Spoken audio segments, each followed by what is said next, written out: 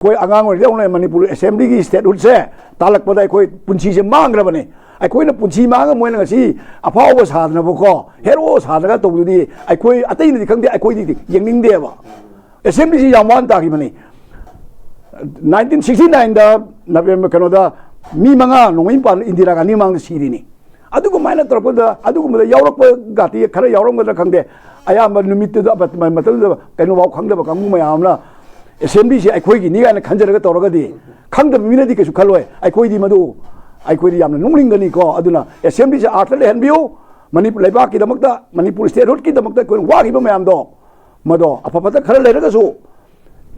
assembly से मगुंदो ngang चटपियो ने हाइजगे मरमदी मीना तौगेन तौरिसे अखोइना हेता फबुंगदा तुमगा अइना मारीरगा ngang याबा पोता नते politics is another thing अखोगी माइबना मंत्र सोलगा कामगा तौरगा तौदु यारोयबा अन अखोइना क्वेश्चन एंड आंसर से it is very very tough मरमदी कैनोइदा अखोइना हेता हाइजिनबा यारोयबा हेता खुमजिनबा यारोयबा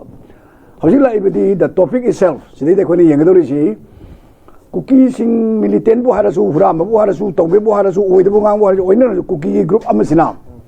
लालहौलुब सु यावरे लोय यावरे केदोरे याव तोरसिना मोइजिन अटैक तोरकपसे क्लियर मे 3rd सिदि द मोइना हौरकपनि हाइसिमदि क्लियर होरे हाइनिंग बाइजनो दु तौमनिंग तौब मोइना हौबरि क्लियर होरे कनागी ममिंगदा रैली अमगकी ममिंगदा रैली दुसु मैतैगी हौजिक कांगलुप चावना लाइबा मूवमेंट अम लाइबा शेड्यूल ट्राइब ओबे मथौ करि लेगे शेड्यूल ट्राइब ओबेदा याय यादे मोइ मथौ गै ले मोइनो ओइदि कना कलि हाइगी मैतैना शेड्यूल ट्राइब ओबेदा भारत सरकार ला यारे तो मणिपुर गवर्नमेंट रिकमेंडेशन अम तौसु लेते मदेदा तौरे अदुगी ममिंगदा ट्राइबल पुनमक अना हरगा ट्राइबल सी इंडियन कॉन्स्टिट्यूशन की मनुंग लेरिबा कनो मोई शेड्यूल यावरिबा शेड्यूल ट्राइब तुना तन ट्राइबल नेना मदुदी याम पंगबा जीवन हाइगदो पोनेबा ट्राइबल दी शेड्यूल ट्राइब ता याव तो ट्राइबल नि मैतैसु ट्राइब अमा नेना ओइगेरे डिमांड तौरिनेबको अदो सिगुम्बा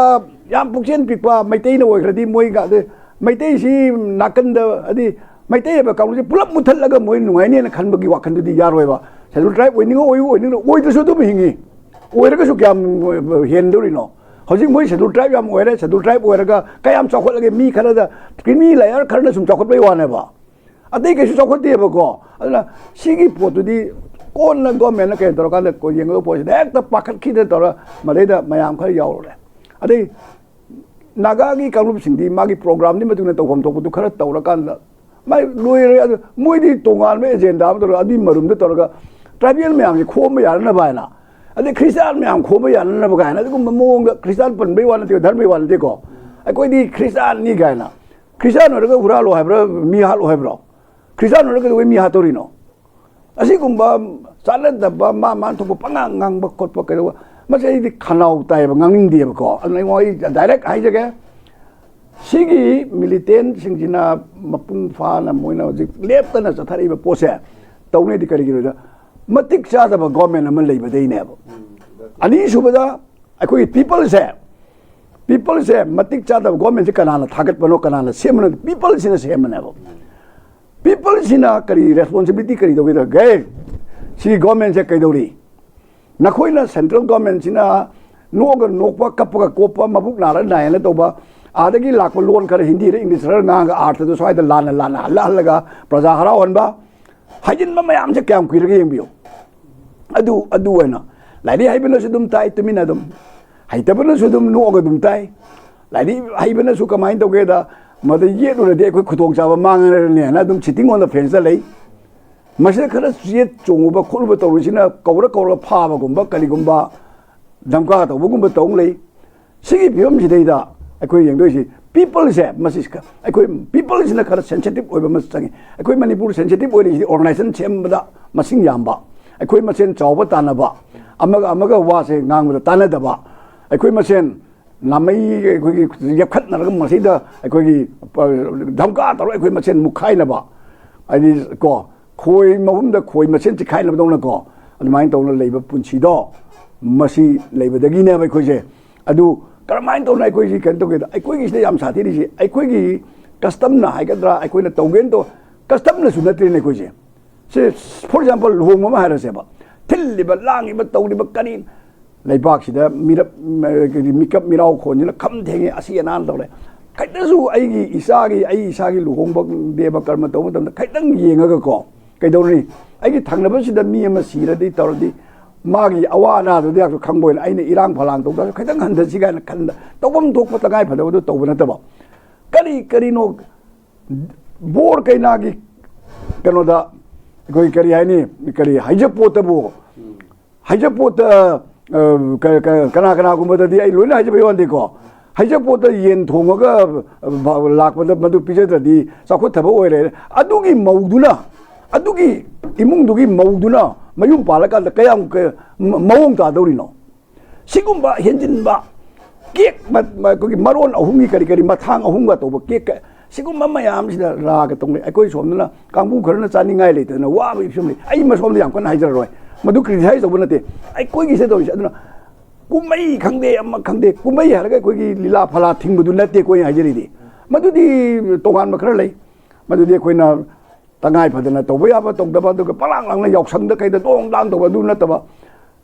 ꯑꯩꯈꯣꯏꯒꯤ ꯏꯃ꯭ꯌꯨꯁꯃꯦꯟ ꯑꯩꯈꯣꯏꯒꯤ ꯏꯔꯥꯡ ꯐꯂꯥꯡꯒꯤ ꯅꯠꯇꯕ ꯅꯨꯡꯉꯥꯏꯕ ꯍꯥꯏꯕꯁꯤ ꯑꯩꯈꯣꯏ ꯇꯧꯗ ꯌꯥꯗꯦꯕ ꯑꯗꯣ ꯑꯩꯈꯣꯏꯒꯤꯁꯦ ꯃꯤ ꯑꯃ ꯁꯤꯔꯦꯅꯦ ꯑꯃꯈꯛꯇ ꯁꯤꯕꯩꯗꯤ ꯑꯩꯈꯣꯏ ꯌꯥꯝ ꯇꯧꯔꯝꯃꯦꯕ ꯍꯧꯖꯤꯛꯇꯤ ꯅꯣꯡꯃꯗ ꯃꯤ ꯃꯔꯤ ꯃꯉꯥ ꯁꯤꯔꯦ 3 ꯁꯤꯔꯦ 10 ꯁꯤꯔꯦ ꯑꯃ ꯁꯤꯔꯦ ꯇꯧꯕꯗ ꯃꯁꯤꯒꯤ ꯃꯥꯒꯤ ꯐ꯭ꯌꯨꯅꯔꯦꯜ ꯇꯧꯕꯗꯩꯅ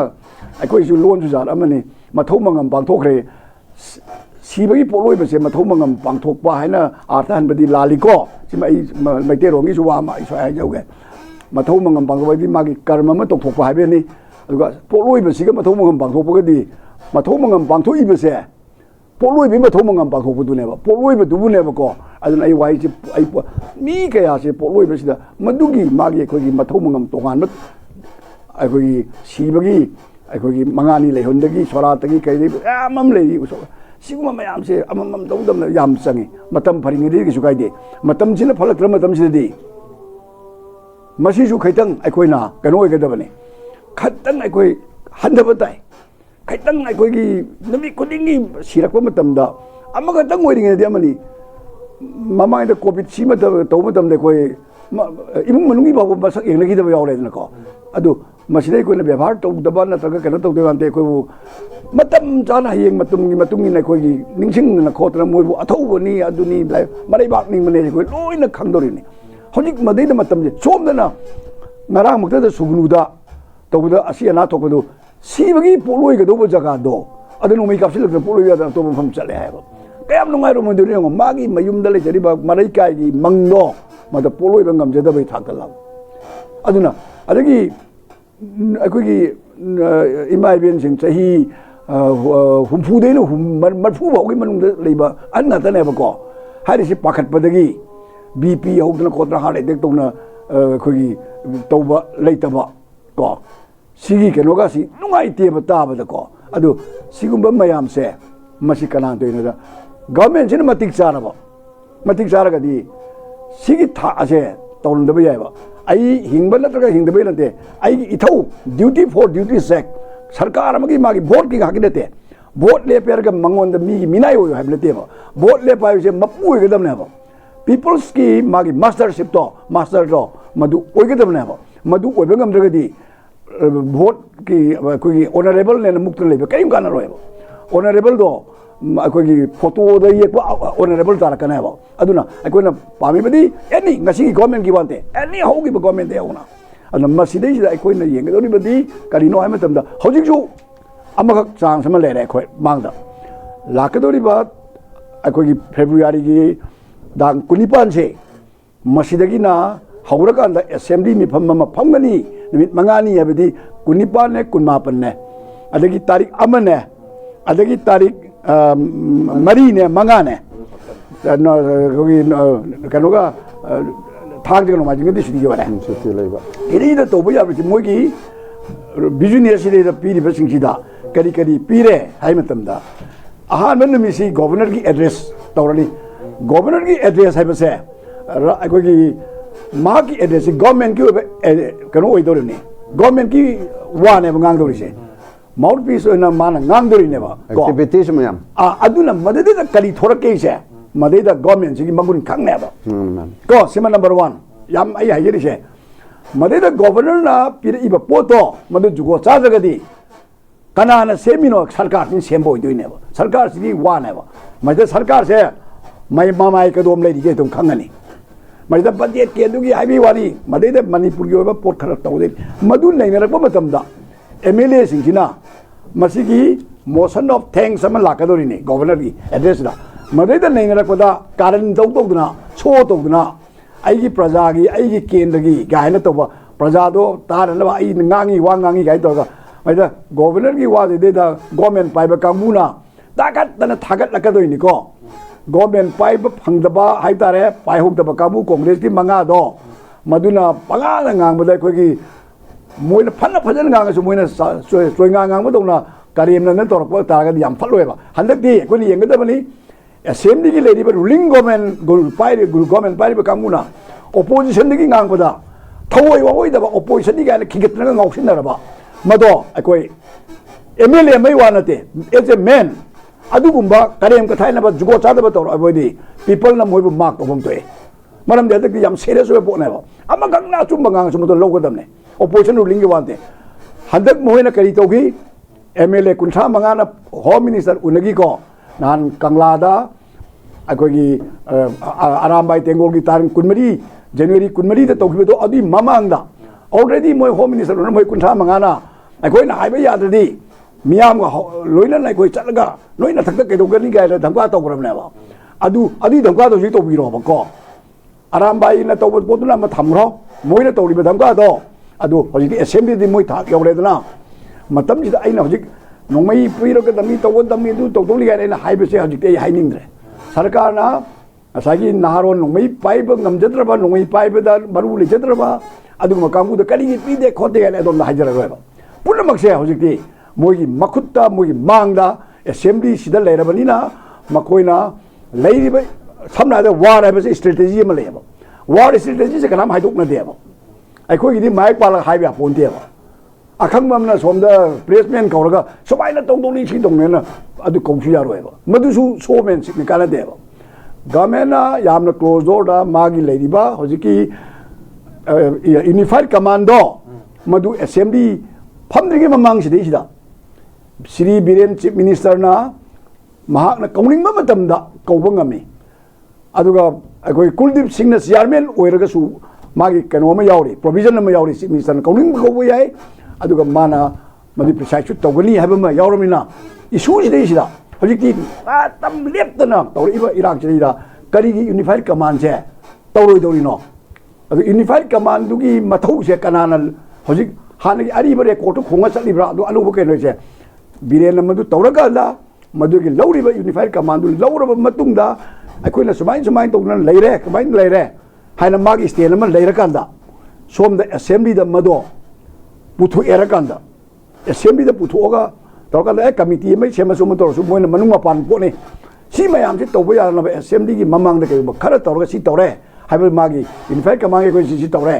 लोना थमगे थमु कैसु कायदे खोय मदु अखोइ ओपनली येंगे हबनते मदु तौरकांदा एमएलए मोइ लेहौरिबा हजिक यांखैदि लेहौरिदना यांखैसिना नागागी एमएलए सिंगना अखोइदि वा ngangjeraroy नासु तारोय चिनसु मेंजिनगनी अदगी कनोसु मिचु खुमजिंगनी हाइना गांधी की योंग अहुम दुमाइना करिम ताजगररोयना लेरगदि खंगदेको नथुदि मोइसु सिया तौदम मुस्लिम की मैतई मुस्लिम अनी यावरी को मैतई पांगन अनी एमएलए मपान की कोई मुस्लिम मैतई की मफम दि भोट कारबा जिरीदा जिरी दु मैतई पांगन नते को अदु ओरसु मखोइ सिसु करी फेप लगोदगे से असेंबली दि हाइबा यारे अदुना सिदई फिरम सिदई कोइना करी तोबजा बगे हाइबसे मयामना नहांगै इमाइबियन सिंगना कैना असेंबली उदंग फमु कौ तौवाना हाइबसे फल कुइ एबा तौदन खागन लै तौसिनदन लै हंदकसु निमि मंगानी सिदा हारिबा बजेट की तौबिबा मयाम लेनबा सिदा मतम जी याम लेरे आई लोइ उजरे प्रोग्राम से सिदा अखोइ की पोसे कर मतम खनदौरी खनबा याबा पोसे अमखक आइना उमतमदा हौजिक कमिटी अमा लै अखोइ की कनो हारिबा कमिटी से rules of procedure and conduct of business की मखादा लेरिबा मणिपुर असेंबली की प्रिविलेज एंड एथिक्स कमिटी की सिदा कुकी एमएलए तरा है कुकी इमती पल्ले को एमएलए मणिपुर की एमएलए नी कुकी का की हारिबा मंत्री यावबा मंत्री अनि यावबा एमएलए बीजेपी का यावबा मोगी मथक्तनेबा मसी श्री ओ जोइना हानगी मतम अमगी मंत्री होरमिबनी असेंबली की यामने कोई यामने पार्लियामेंटरी अफबो ओइबनी मांगना एप्लीकेशन अमि मखाद मोय मायोक मसी थाम त मदुगी प्रोसीडिंग सु चथरक मतम हाना कतु कालन तोना सुम डिले तोंग लेरमदो हजिकी इमाबे नुपी मयामना करिनो तौरी सेना स्पीकर तौना पाइछिन मयाम तौदे हलकती मधु मकोन कनो तो मन फोल दामा लेने मधु कौरे मधु तौरकान सी कौरे न तौरे हारिबगी सिदे नहान जी फमग्रे ने फमी बसे मसीगी रिपोर्ट से असेंबली की कनो द पीगदोरी नेबो speaker the Pir can't speaker न मधु हाउस दा पुथोको याबगी रूम में लई मसीदा प्रेजेंटेशन ऑफ कमिटी कनो ना